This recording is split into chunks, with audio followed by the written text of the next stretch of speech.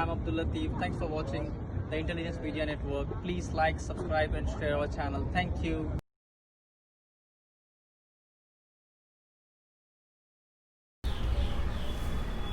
Welcome. You're watching the Intelligence Media Network's The Intelligent Talk with Rahin. Today, we are going to talk about the media in democracy. The media is regarded as one of the pillars of democracy. We are the part of the democratic country, as everyone knows. The citizen is all in on, and there must be a check and balances on the government. The media plays that role regarding the check and balances on the government. So let's begin. We have with us an Afropolitan guest, Mr. Joshua Boitt. Mr. Boitt is a Kenyan by nationality. He is pursuing his doctorate in media in democracy. He has been working as a journalism faculty in MGM's College of Journalism and Mass Communication, affiliated to Dr. Babasaheb Ambedkar Marathwada University. He has presented 12 papers in national and international conferences. He also authors one chapter in a book. So, let's welcome our guest, Mr. Joshua Boitt. Sir, I heartily welcome you to our show, The Intelligent Talk. Sir, how are you? I'm doing so great. I'm so grateful to be here in the Intelligence Media Network studios. And I'm so happy because you mentioned about being Afropolitan, for which that means I was raised in Africa, but I've been living almost half of my life in India. Thank you so much. That's nice. So, we hear the word media quite often in our day-to-day life. So, I would like you to explain what is media to our viewers. Actually, the term media has been used interchangeably with the word press. And media actually has been used in United States of America and in UK.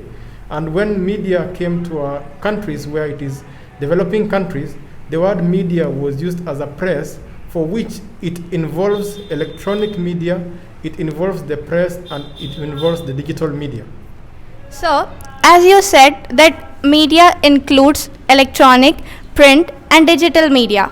So, would you please tell us the difference between the electronic media, the print media, and the digital media? The electronic media has the elements of electronics, whereby there is the television, there is the radio, and then the digital media involves the internet and www, which started in 1970s.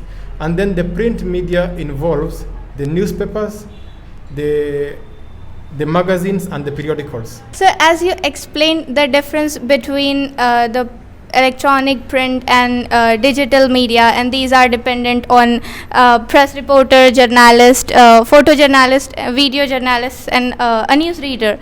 So, would you please differentiate between press reporter and a journalist? Yes, the press reporter, actually a reporter can be a journalist. We call it that the reporter is a subset of being a journalist, because the reporter can report for the television only, while the journalist can work for both the print media, the electronic media and the digital media. So that is the difference, because the word journalist is actually the bigger word for a press reporter, and it is a subset. That means the reporter is a lesser and the journalist is greater.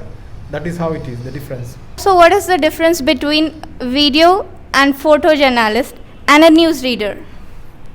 Okay, the video journalists, they handle the videography. You can have a videographer, you can have a camera person, you can have a cinematographer.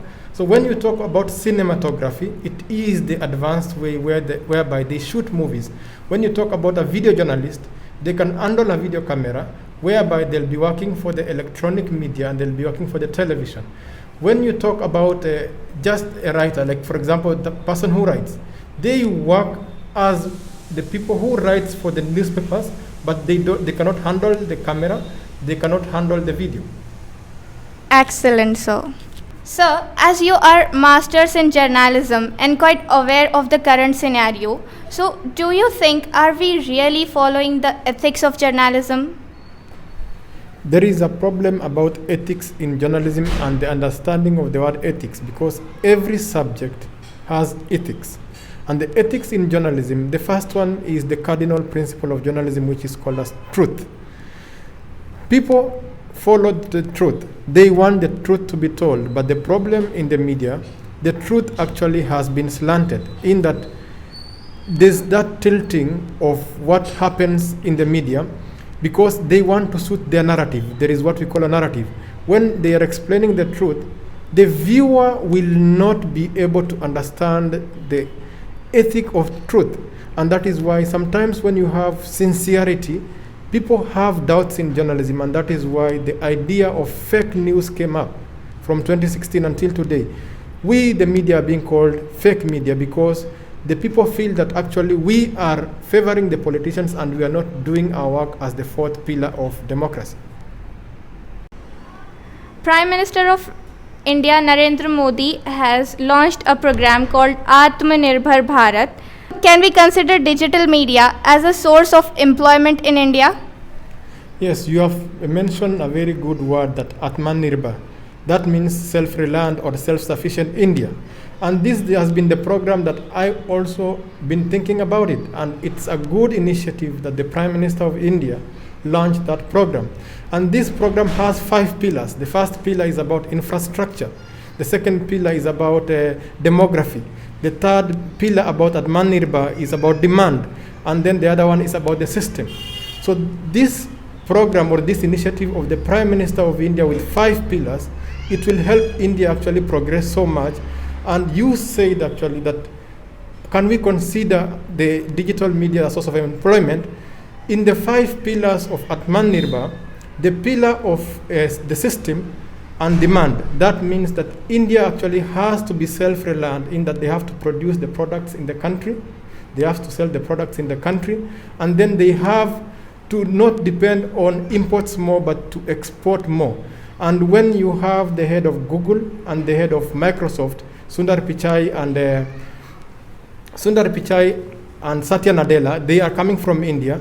The idea and the initiative of the Prime Minister of India actually will pick up, and the employment in Microsoft and the employment in Google will go to Indians because many people are intelligent here. Thank you so much. Excellent, sir. Thanks for the knowledge shared. आपदा में अवसर. Can we consider digital media as opportunity and difficulty? Yes, this is like the two sides of one coin. The opportunity in every difficulty comes in. And I can say this, an optimist sees opportunity in every difficulty, while the pessimist sees the difficulty in every opportunity. And it is a challenge in the current scenario whereby students of journalism, they have to consider the digital media as an opportunity in these times of difficulty because they have to readjust themselves and they have to know how to use the online medium so that they can be able to progress themselves in reporting, in sharing the news, because the social media, people have been sharing news without ethics. People have been sharing videos without editing the videos. So this is the time that journalism students will consider this time as the opportunity in this time of difficulty, and they are supposed to be in the digital media. That's appreciative. Sir, you being the masters of journalism, what according to you is the role of media in democracy? Actually, the role of media in democracy, I can consider it as in 2 ways. The first way is that the way a four-wheeler will go in the streets, if the four-wheeler doesn't have wheels, then it will not go. And if the four-wheeler doesn't have a steering, then it will not move, it will not have direction. So the media in a democracy acts as a watchdog, whereby the actions of the democratic people and the action of democracy per se, when we say that the people who are in parliament, whenever they have to speak about the media, they will be afraid of actually encompassing the ways in which society acts, and they will be able to act in an appropriate way. So this role of being a watchdog is so necessary. The second role of the media in a democracy, it is giving the voice to the voiceless. The people cannot be heard without the media, and that is why that role is very important. Thank you so much, sir. Now, I would like to call my colleague in journalism, Rahin, to proceed further. Sir, as you said, media is the fourth pillar of democracy. Why it is considered as? Actually, you have raised a very important question about media as being the fourth pillar of democracy. The other three pillars of democracy is the legislature, executive, and the judiciary. And the consideration of media as the fourth pillar of democracy was put forward by a politician who was in British Parliament known as Edmund Burke. He mentioned actually that on the gallery yonder, the media is seated there, and they are the watchdog, and they are the fourth pillar of democracy. Because the other arms of government, they work within the system, they work within the government system. But media becomes the fourth pillar because they will act as a watchdog of the three other pillars of democracy, which is legislature, executive, and the judiciary. And that is why media, when Edmund mentioned the media as fourth pillar, he called it the press. And the press will encompass all other types of media, which is the electronic media, the digital media, and the print media. And that is why media is considered as the fourth pillar of democracy. Thank you, sir, for speaking with us and addressing the nation on media in democracy. Please like, subscribe, and share our channel, the Intelligence Media Network.